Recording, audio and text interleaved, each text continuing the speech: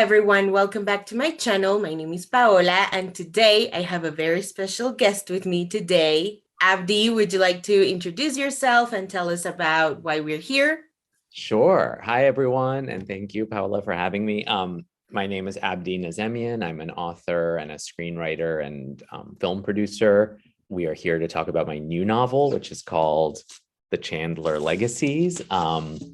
It's a story about five students in boarding school in the late 20th century who are chosen for a writing workshop. And then through their writing, they uncover the culture of abuse at the school and they find ways to challenge it. And it's very much inspired by my own boarding school experience in the late 20th century.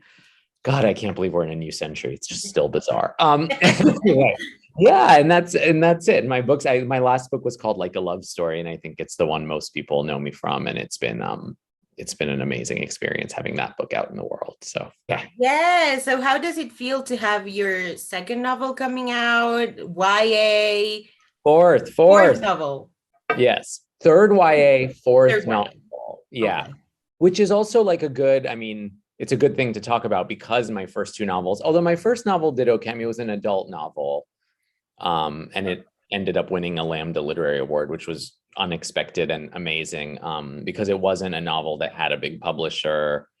And my first YA novel, I feel like I loved it, but it didn't find a huge audience. And it's a good thing to like talk about for anyone out there who's a writer that, oftentimes you just have to keep trying and you never know which book is going to be a success or which project.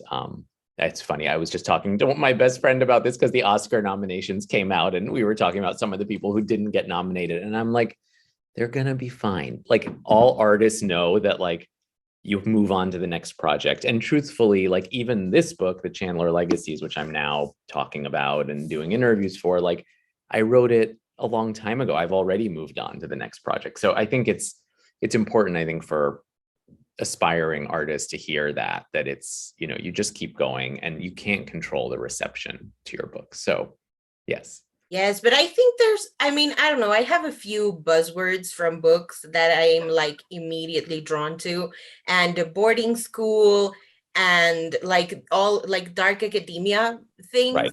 Are like I'm immediately drawn to them. When I was reflecting on my time in boarding school, it's the thing that really stood out is that the institution is more important than the individuals. It's about what it feels like to be young and feel powerless in an institution that reminds you every minute of every day that it's bigger than you, older than you, more powerful than you. And how do you change that? And it's set in the pre-internet days. I think it really had to, because the world has changed so much in terms of the power that the internet gave individuals to speak, but back then there were no, you lived in a bubble. That's the other thing about boarding school back then. You really lived in a bubble. We weren't allowed to have TVs. We had one phone per dorm. So usually to use it, you had to line up, there were no cell phones. You had to get permission to leave campus. So you really existed in this hermetically sealed environment. And it felt, in some ways exhilarating. And I hope the book also portrays some of the positive, because I really came out of boarding school with my best friends and mentors and all this stuff. So I wanted to portray the community, the friendship, but also the way that the culture was very hard. And I did, especially my freshman year, went through a lot of hazing and I don't know. I hate talking about my own. One reason I like fiction is I prefer to talk about the characters, but suffice it to say, I went through a lot of this. Yeah. Yeah, and I think that's the great thing about YA, that you can have very intense stories, but also come out with huge positives and a huge hopeful note in the end. Well, it's interesting. I was going to respond to what you said about the hope. And yes, this book has a tremendous amount of hope in it because it's about the power that these kids find through creativity. And I'm not sure if this is actually said explicitly in the book, but one reason I wanted to write this book, and a lot of the book is about writing. It's about these writing workshops.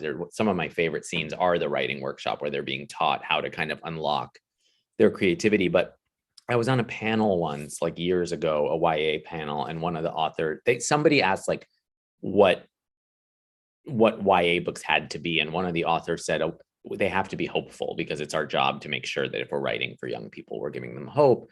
And I thought about that answer a lot, because I think it's my belief. I mean, it is my belief that all creativity is hopeful, that like, even if a work of art is dark and doesn't necessarily pull any punches, it's the fact of its creation is hopeful, that it means that a human turned that trauma into a book or a movie or a piece of music or a painting. Like, so to me, the very act of creativity is hopeful. And I think that's a lot of what this book is about, that like, when you write, it's an act of hope. You're saying, I am willing to process these emotions. I am willing to face up to them in writing and not bury them. So, yeah.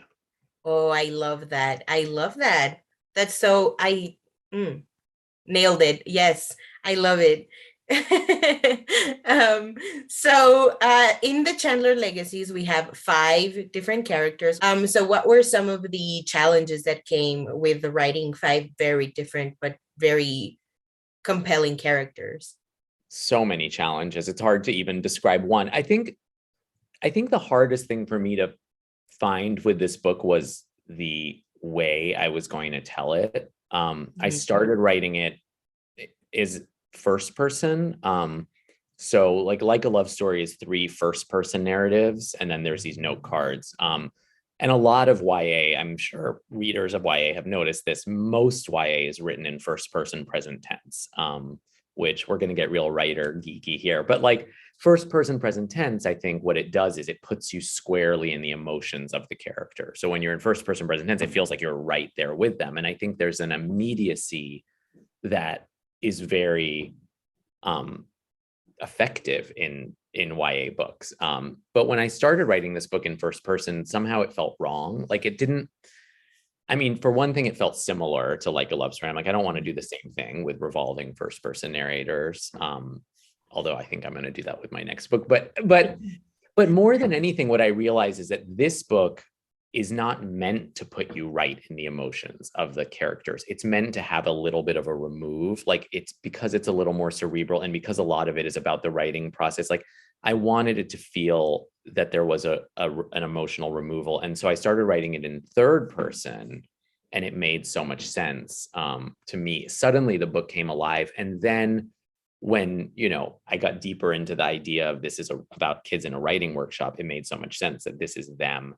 It's basically them writing, turning their own experiences into third person narratives. And I think there's something very powerful in that, because my own experience of my own issues is that like I figure them out through writing, and often through writing other characters, or removing myself. So there's a big difference. Like I journal almost every day, but there's a big difference between writing in your journal and writing a book. Yeah.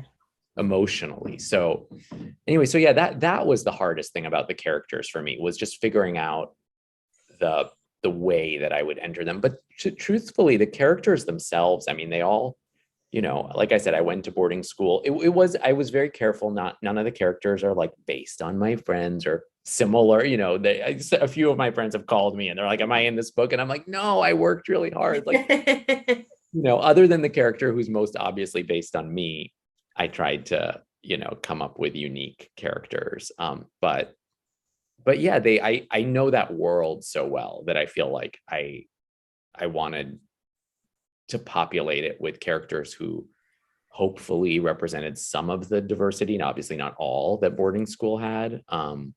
And it was really fun. Yeah, and it's interesting how you thought of writing in first person first and Yeah. then tried third person. It's always interesting to see how writers switch the perspective of the book, or switch the lens.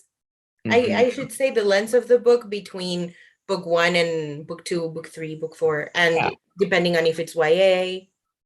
It's definitely, yeah. And also it's, I guess for writers, you just have to keep yourself interested. It takes, writing a book is a multi-year process usually. So if you write the same kind of thing over and over again, it's not going to be as interesting to you. And I hadn't written third person ever. All three of my previous books were first person. So something about it really felt exciting to me as a writer. And I guess like my hope is that if something is exciting to me as I'm writing it, it'll feel exciting to Yes. read it. But yeah, Yes. you as a writer have to be as excited about it. Did it start with the five characters, or did you want to do the one perspective? No. So I don't plot out my books, which is probably Ooh. crazy. Yes. So I don't do that. I knew I had talked to my editor. I've had the same editor for all my YA books, and she is the best. And she knows a lot more about the landscape of what's happening than I do. So I had talked to her about what my next book could be, and she knew I went to boarding school, and we were talking a lot about that setting.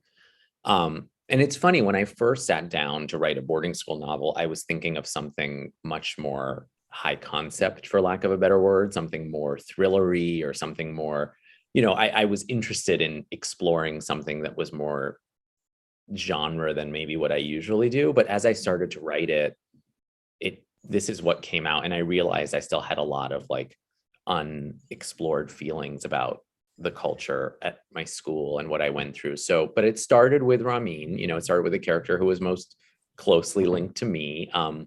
The very first scene I wrote for the book is a scene that's now, I think, probably in the middle of the book, which is one of the worst hazing scenes in his dorm. Because it's not exactly what happened, but it's very close to something, that happened in my dorm. And so I was getting all that out. And then, other characters started to emerge. But in the early editing, it was very clear that like what I had written as the first chapter was something we had to build to over Oh, okay. 100 pages. So then I went back and I was like, okay, I need to really expand. Like it was almost like the novel started at 100 and it had to start at 0. So, you know, and then the other characters just kind of came to life. I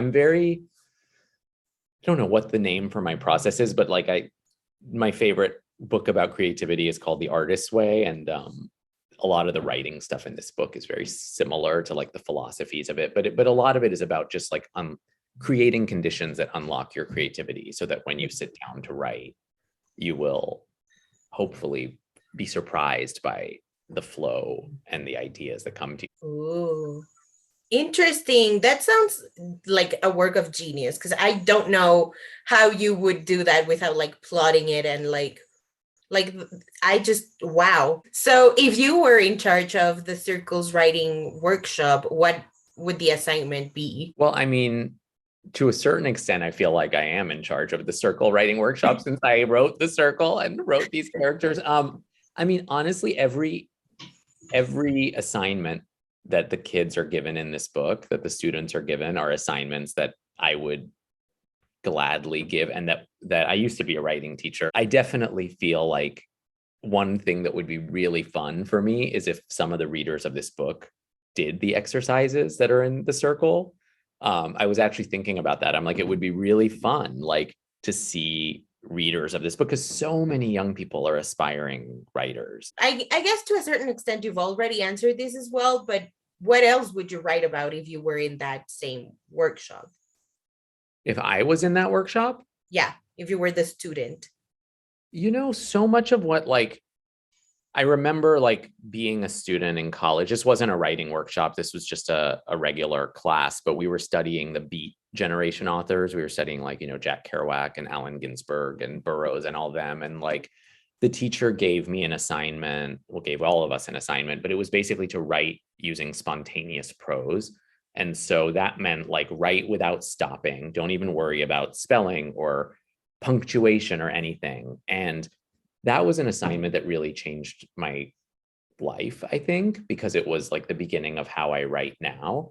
And I remember writing something that was very much inspired by an experience I had myself. It doesn't really matter what it is, but the point is like, it was a first look at how I like to write, which is spontaneously without planning what's going to be there. And also it was a real lesson in how to, because it was a story, it wasn't nonfiction. Like it was a real lesson in how to take what consumes your own life and your experiences and turn it into fiction. So on that same topic, who do you write for? Oh God. I mean, first and foremost, I write for myself because I think that I do believe that like none of us are all that as special as we think we are. So what I Mhm. mean by that is that like if you like something or if you need something, chances are someone else will, because we all are going through common experiences. And so if there's something that you as a writer are like, oh God, I need this story, or I didn't grow up with this story, chances are someone else needed it too. I mean, obviously, once a book comes out, I definitely, I'm a firm believer in like once a book is out, it doesn't even belong to you anymore, and people have responses. And I've read many responses, both positive and negative, and that's fine. Like I'm okay with that. So I don't necessarily even think of the audience, but obviously, as we are living through another era of like book banning and people trying to control what young people read, yes, I mean, my hope is that like the books find their way to young people who need them. Yeah. Yeah, but I don't think about it too much. It's hard. It's too like, I think it would be too overwhelming for the Mhm. creative process to think of the audience when you're writing it. Mhm. So, on a lighter note, what can you tell us about your short story in the Out There into the Queer New Yonder anthology? Oh, I'm so excited about that. Thank you for asking about that. Yeah, so there's an anthology. I believe it comes out in June, so in a few months. And it's all queer stories about, imagined futures, and I guess what was so interesting for me, I have never written anything that's science fiction or speculative or any of that. Like I write very grounded, character driven stuff, mostly inspired by my life. So when I was asked to be a part of this, I was so excited because I was like, it's an opportunity to do something totally new. But I guess I don't even know like the story. So during the pandemic, I listened to a lot of classical music, which I've always liked classical music, but I think I got much more into it. And it was a very like, obviously, I was quarantined for a long time. We live in Los Angeles. I spent a lot more time. I'm not a nature person. I'm a city person. Like I spent so much more time in nature. I would like listen to classical music and like stare at trees. And I had an app where I would like, you could point it to the tree and it would tell you everything about it. Yeah. Ooh. So I was very like, I don't know, I was very connected to nature and the past and things that happened hundreds of years ago. And so I was very interested in like the idea of time and about like art and what survives. And so it was interesting to me that like I was asked to write something about the future, but really it's more about the past. It's about the basic premise of the story is that people are given a choice to either go to the future of the or the past, and they have to decide. And then it's about these two young lovers who are separated, and it's about how this piece of music connects them and then brings them back together. So they're themes that I'm very interested in. The power of art constantly comes up, I think, in my writing, and love and all that. So yeah. Nice. I'm It's called excited. Concerto. It's called Concerto. It's about a Tchaikovsky concerto. Um, and I Oh, love yes. Tchaikovsky. And that was actually another thing. So I had bought this book. It was so interesting. I bought this book about the classical musicians that I was reading through the pandemic, and it really, without even knowing it, and this happens so often in my life, but the musicians that I found myself most as I was just listening to classical, like I realized the musicians I most loved were the ones who are gay or were rumored to be. I mean, it's hard when you're talking about people that long ago Mhm. but like Tchaikovsky, who I just adore. And it was very interesting to me that there was this almost this something being communicated in the music, like that felt there was a longing or I don't know what it is, but I was like, wow, how interesting that like, you know, it's almost like I can tell there's something in this music Oh, mhm. that is meant to speak to me. I don't know. Yeah. Oh, wow. I'm so excited for that story. And do you have any other projects that we should be excited about, book or not? Well, I just finished working on a TV show called Ordinary Joe, which I loved. It was one of the best jobs I've ever had. I hope it comes back, but the first season is on Hulu and Peacock, so everybody can watch it. And I'm working on my next book, which is another young adult book. I don't think I can say much about it because it's still in first draft form, so it could Okay. completely transform and be something different. But I love it, and I mean, those are the big things. Nice. I'm excited. I'm excited. Thank you. Yes, and thank you so much for doing this with me. I will leave a link in the description below. I will leave a couple of links down below, including buy links, Abdi's website, and buy links for your other books, because I'm intrigued. I am so intrigued by all Thank of you so them. much. Yeah, thank you, people at home, for watching. Again, thank you, Abdi, for doing this with me. I'm very, very thankful for this. Yeah, thank you, everyone else, for watching, and we will see you in another one, hopefully soon. Bye. Bye, everyone.